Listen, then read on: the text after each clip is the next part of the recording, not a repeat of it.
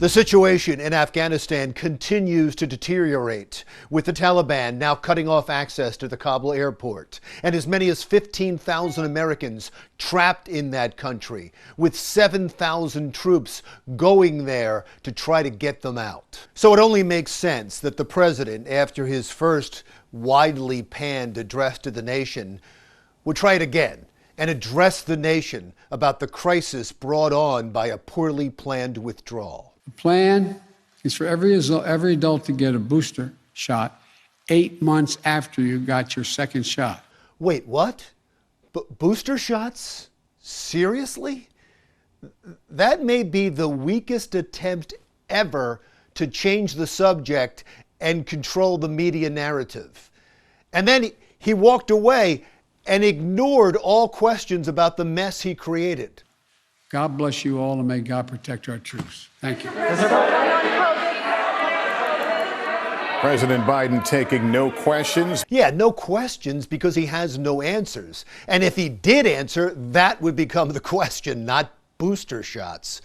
This is a sure sign of a White House in crisis. And no wonder, because the highly respected Reuters poll that happened to be polling during the withdrawal shows that the president's approval rating dropped 7 points in 3 days, from 53% on Friday before the withdrawal to 46% on Monday. 46% is the lowest approval rating for President Biden in the Reuters poll. Another poll, the Trafalgar poll, shows that 70% of Americans do not approve of the way President Biden handled the withdrawal, and that includes 48% of Democrats who disapprove.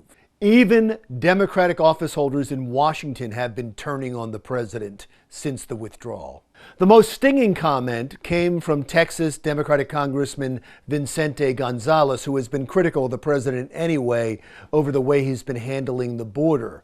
On Afghanistan, Gonzalez said, "The situation in Afghanistan is another stain on the administration." Gonzalez is on the House Foreign Affairs Committee. They're going to be holding hearings on the Afghanistan debacle next week.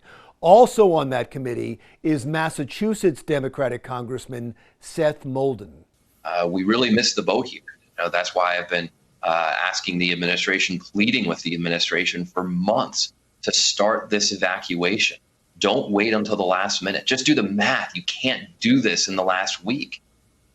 But they didn't heed that advice. Several Democratic senators have also released statements saying they warned the Biden administration about a fast withdrawal, but were ignored. Democratic New Jersey Senator Robert Menendez, who is chair of the Senate Foreign Relations Committee, put out a statement announcing hearings about Afghanistan next week, saying there were clear policy, execution, and intelligence failures. Our allies are also upset with the president for his "it wasn't my fault" speech, where he blamed the Afghan army. The Afghan military collapsed, sometime without trying to fight. That excuse struck deep in the hearts of veterans of the Allied forces who fought side by side with the Afghan army in Afghanistan and watched as members of the Afghan army fought valiantly and died for their country's freedom. And that includes Tom Tugendhat, who is now a member of the British Parliament. Because I was never prouder than when I was decorated by the 82nd Airborne after the capture of Musakala. It was a huge privilege to be recognized by such an extraordinary unit in combat. To see their commander-in-chief call into question the courage of men I fought with, to claim that they ran. It's shameful. Those who have never fought for the colors they fly should be careful about criticizing those who have. It is shameful that we accuse the Afghan army, who took over on the front lines in 2014, suffering over 50,000 casualties, of running when we ran on them, leaving no support. The failure of the Biden administration to get Americans and allies out of Afghanistan on time has left the president isolated.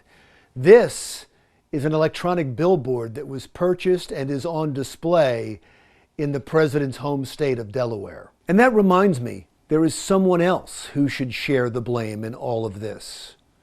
Us. Joe Biden spent most of his presidential campaign in the basement of his home in Wilmington, Delaware, and we still elected him. Is it any surprise that he's AWOL now during the Afghanistan crisis and hiding from us still? Thank you. I'm Larry Menti. We'll talk again soon. President Biden taking no questions.